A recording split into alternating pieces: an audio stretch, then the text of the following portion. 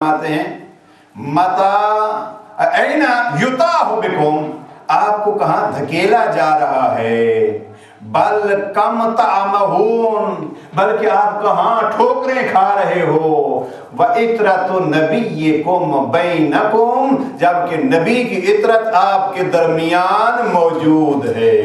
جناب امیر علیہ السلام فرماتے ہیں ہم عظمت الحق وَأَعْلَامُ الدِّينِ وَأَلْسِنَةُ الصِّدْقِ، میں جن کا پتہ آپ کو بتلا رہا ہوں وہ حق کی باغیں ہیں، وہ دین کے بلند پرچم ہیں، اور وہ سچائی کی زبان ہیں، وہ عطرت نبی ہیں۔ جناب امیر فرماتے ہیں فَأَنزِلُوهُمْ بِأَحْسَنِ مَنَازِلِ الْقُرْآنِ وَرِدُوهُمْ وُرُودَ الْحِیمِ الْعَطْشَانِ، ان کو وہ مقام دو جو قرآن کو مقام ملنا چاہیے۔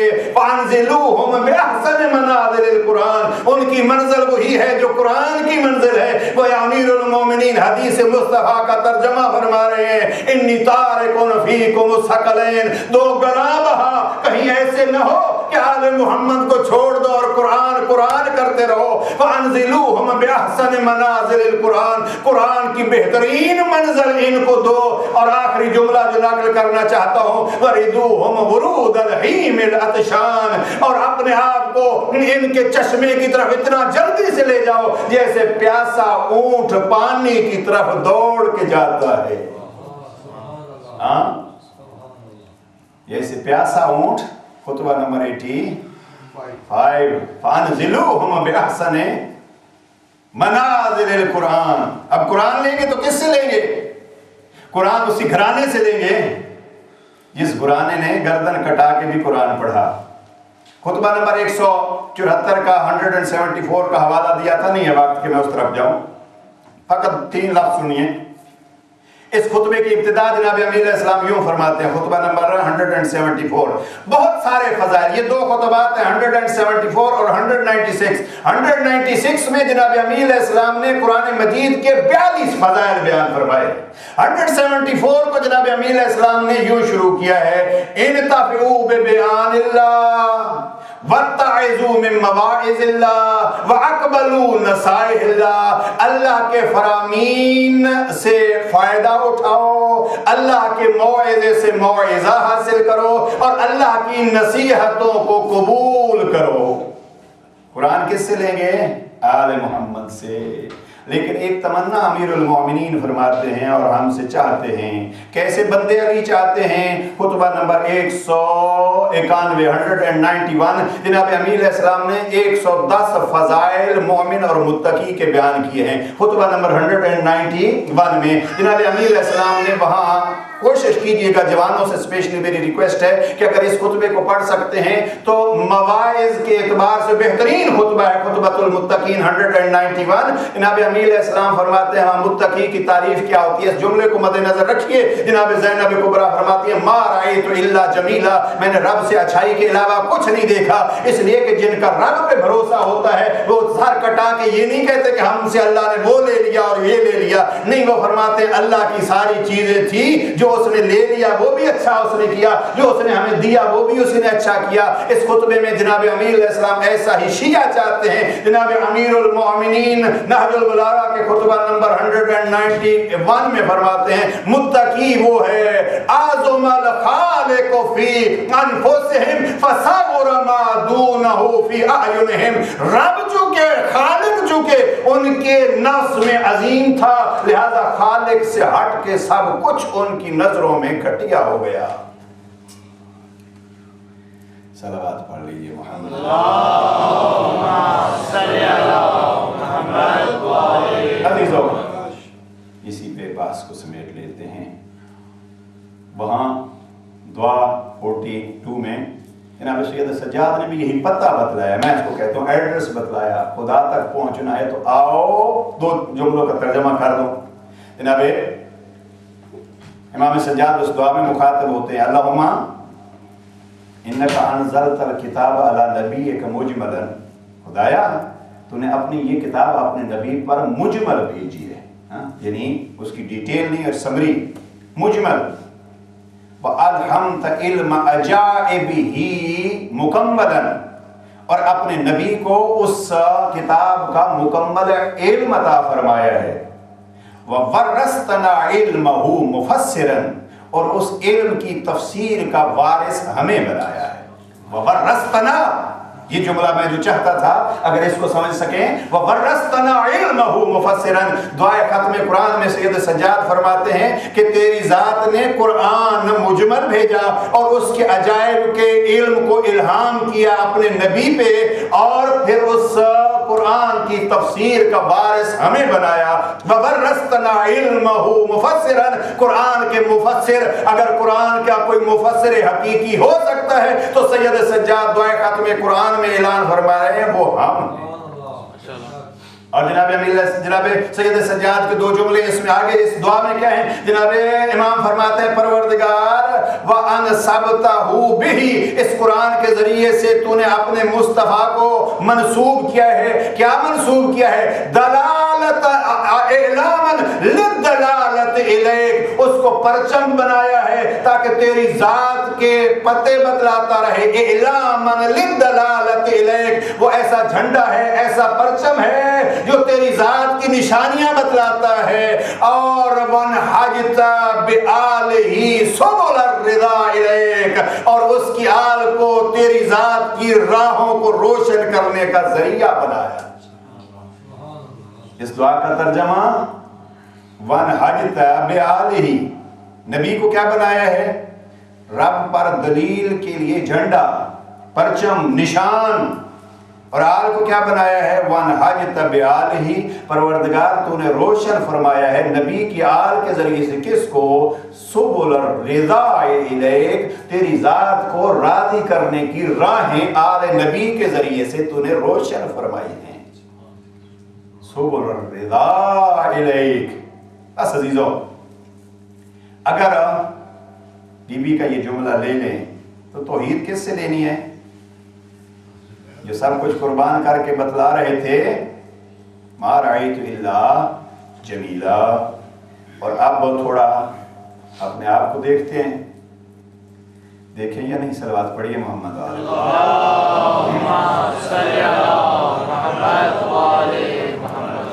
اگر ہم محرم کی پہلی اور سفر کی 20 کے درمیان اپنی ذات میں کوئی فرق پائیں تو ہم کہہ سکتے ہیں کہ یہ دواخانہ ہے اور ہم نے اس سے کچھ لیا ہے. اسی خطبہ 191 میں جناب امیر علیہ السلام قرآن کی تعریف فرماتے ہوئے ایک جگہ پہ فرماتے ہیں یستثیرون بہ دواء دائہم، قرآن کے ذریعے علی والے اپنی بیماریوں کا علاج ڈھونڈتے ہیں. یستثیرون بہ دواء دائہم، بیماری پتہ چلے تو انسان علاج کراتا ہے. اب بیماری کیسے پتہ چلے گی؟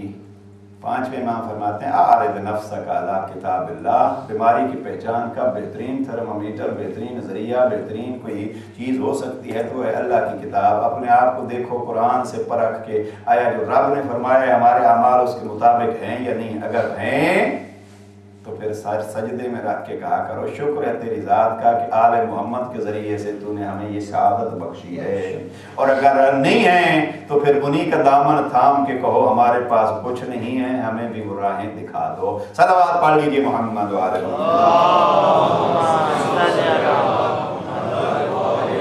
عزیزان. ہمارا فرض یہ بنتا ہے، کربلا کا فریضہ یہ ہے کہ ہمارا عقیدہ مضبوط سے مضبوط ہو، تب ہم اطمینان سے تسلیم کر سکیں گے جیسے جناب سیدہ نے. اور پھر دوسرا مرحلہ یہ ہے کہ پھر ہم اس کو پھیلا بھی سکیں گے، لوگوں کو بتلا بھی سکیں گے ہم کس ائمہ کے کن کے ماننے والے ہیں.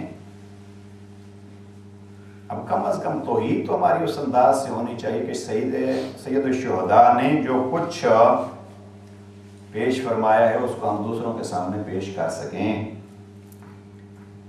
افسوس نہیں ہوتا، کل یہاں ایک محترم نے مجھے ایک کاغذ کے بارے میں کہا، اور وہ یہ ہے کہ اگر کوئی انگریز ہماری عمومی محافل و مجالس میں آئے اور وہ ان محافل و مجالس کے ذریعے سے ہمارا عقیدہ دیکھنا چاہے آپ بتلائیے اس وقت جو ہماری صورتحال ہے، اللہ آپ کو سلامت رکھے، جوان ہیں اور الحمدللہ یہ قابل فخر ایک جگہ ہے، اور اس میں کوشش کیا کیجیے آپ حضرات بھی، اور اپنے عقیدے کی مضبوطی کے لیے آپ بتلائیے اور سوچئے کیا اگر عمومی محافل و مجالس کی بات کر رہا ہوں، اگر کوئی آدمی آتا ہے اور ہمارا عقیدہ ہمارے ان اقوال سے ڈھونڈتا ہے تو کیا اس کو وہ عقیدہ مل جائے گا جو ہمارے امام چاہتے ہیں؟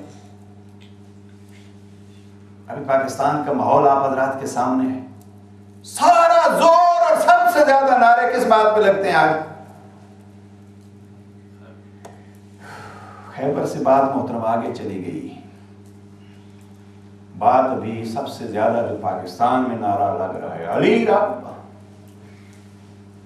ہاں مشکل ہے نا یہ کہنا بھی اور اس کے خلاف کہنا بھی، میں نے خود سنا ہے، اور ہماری ایسی محافل میں یہاں یو کے میں نے سنے ہیں وہ نعرے،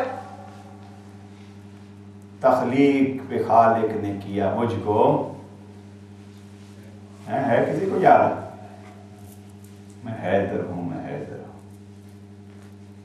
تخلیق پہ خالق نے کیا مجھ کو مقرر۔ جناب امیر علیہ السلام کی طرف یہ چیز منسوخ کی جا رہی ہے، خالق نے مجھ کو تخلیق پہ، یہ باتیں ہماری محافل و مجالس میں ہو رہی ہیں۔ ہمیں کرنا کیا ہے؟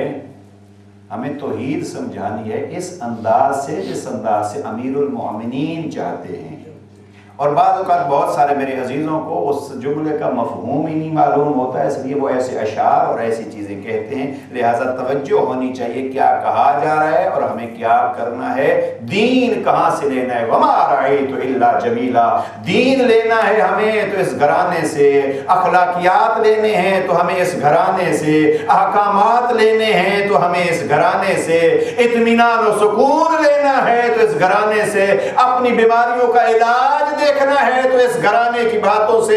میں نے رات کو عرض کیا تھا کہ بعض چیزوں کو ہم بڑا چھوٹا سا اور معمولی سا سمجھتے ہیں۔ میں یہ پچھلا عشرہ جو ہے وہ کہیں پڑھ رہا تھا اور مجھ سے پہلے ایک خطیب انگلش میں بڑا انہوں نے ثبوت کے ساتھ یہ کیا کہ اس سال فلاں ادارے میں اتنے ہزار کیسز آئے طلاقوں کے۔ آپ سوچئے، فکر کیجئے یہ کیا ہے؟ یہ دین سے دوری ہے یا نہیں؟ اب ایک آدمی اگر گھر میں میاں بیوی دو ہیں، یہ بھی مجلس میں آتا ہے وہ بھی مجلس میں آتا ہے، میری عادت ہے یہ کڑوی بات آپ کو قبول کرنی پڑے گی، صلوات پڑھیے محمد علیہ۔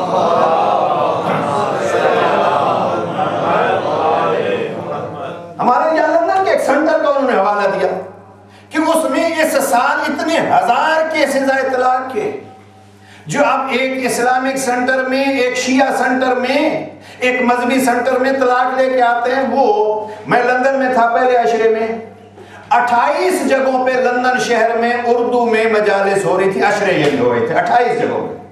اب ان میں سے اکثر جگہیں ایسی تھی جہاں ساتھ انگلش بھی ہو رہا ہے، 28 یعنی اردو میں اور 28 آپ کیجئے انگلش میں، تو یہ 50 سے زیادہ یہ ہو گئے۔ پھر جہاں فقط انگلش کے ہو رہے تھے پروگرام ان کو آپ علیحدہ کیجئے، جہاں فارسی میں ہو رہے تھے، جہاں عربی میں ہو رہے تھے ان کو علیحدہ کیجئے۔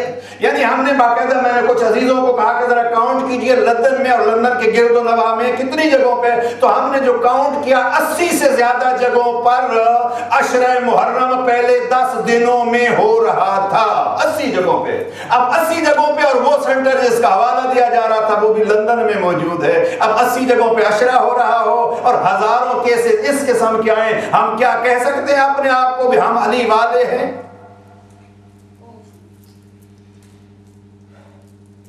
صلوات پڑھ لیجیے محمد والے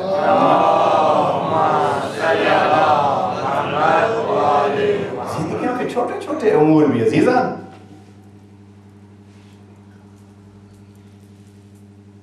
گھر کا ماحول، اپنا ذاتی ماحول، اپنی زندگیوں کے۔ جناب امیر علیہ السلام نے یہ خطبہ نمبر 191 جو میں عرض کر رہا ہوں، جہاں 110 فضائل بتلائے ہیں، پہلا جملہ جناب امیر علیہ السلام کا، پہلی صفت یہ بیان فرمائیے، فرماتے ہیں منطقہم الصواب و ملبسہم الاقتصاد و مشرہم التواضع، متقی کی زبان حقیقت کے مطابق ہوتی ہے، یعنی جناب امیر علیہ السلام فرماتے ہیں اس کی زبان اس کے اپنے کنٹرول میں ہوتی ہے، اس کی زبان کسی اور کے لیے ہتھیار نہیں بنتی۔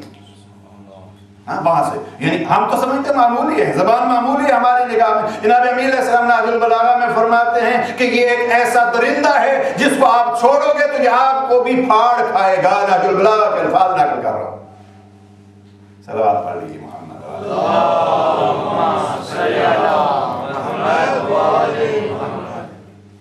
نہیں ارادہ تھا اتنا کہ اتنی آپ کو زحمت دوں گا. عزیزان بزرگان، ایک بات آئیے ہم عشرہ محرم کے مجالس سے نتیجے کے طور پر لے سکتے ہیں کہ ہم اپنے گھروں کے ماحول کو، میاں بیوی ایک دوسرے کے ساتھ، باپ بیٹی، بیٹا بہن کے ساتھ، بہن بھائی آپس کے ساتھ، یہ سارے یہ کیا ہے؟ یہ دین کیا ہے؟ زندگی گزارنے کا طریقہ.